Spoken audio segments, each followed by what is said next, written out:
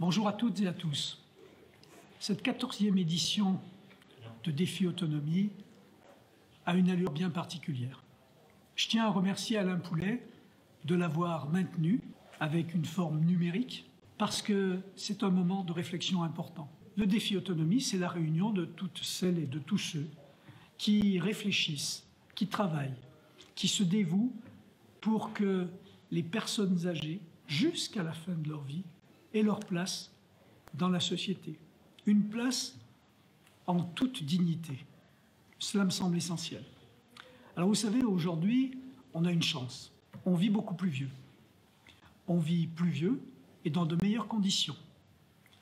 Il est important que chacun soit pris dans son unicité, dans sa spécificité, dans sa singularité, et qu'on puisse trouver de façon collective des solutions adaptées à chaque individu. C'est pour cela que nous avons besoin de réfléchir ensemble, besoin de se dire comment allons-nous agir demain, sans oublier que le problème financier est essentiel, car nos rêves, s'ils ne doivent pas rester des rêves, doivent trouver une réalité, et cette réalité, nous le savons tous, elle est financière. C'est de nous adapter, c'est de faire en sorte que l'EHPAD, dont le nombre de places est restreint, l'EHPAD qui va devenir demain un véritable hôpital gérontologique, gériatrique, eh bien que cet EHPAD il puisse aussi être dans le domicile de chacun. C'est pour ça qu'il faut qu'on travaille pour voir comment on peut améliorer la vie de nos aînés, pour leur permettre d'avoir le choix. Vous savez, aujourd'hui, on parlait du 3e âge. Aujourd'hui, on parle du 4e âge. On parle du 5e âge désormais. Et de cette pentafamille qui verra donc 5 générations se côtoyer et vivre ensemble. Au sein du département, durant la crise, eh bien, nous avons mis en place une cellule de veille.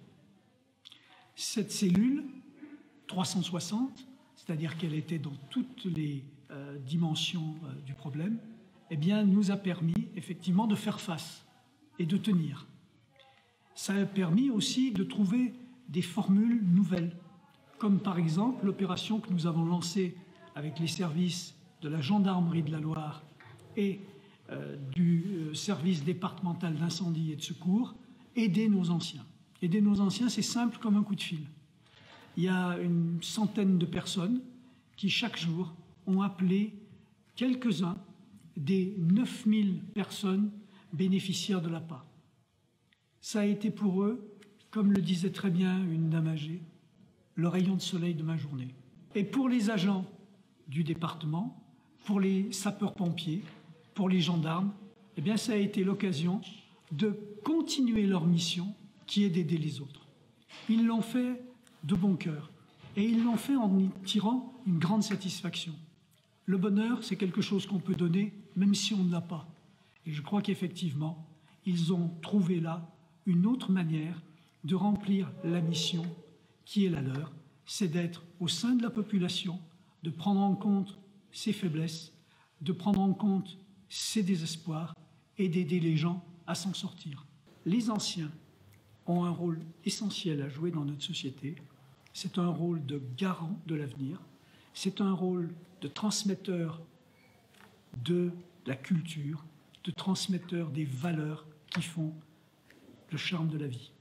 Alors je pense que le 14e édition de Défi Autonomie, ça sera l'occasion, effectivement, malgré la pandémie, eh bien, de travailler, de faire que de cette confrontation des idées, des perceptions, des métiers, eh bien, jaillissent des lumières nouvelles pour éclairer la route de l'avenir. Merci à tous et bon travail.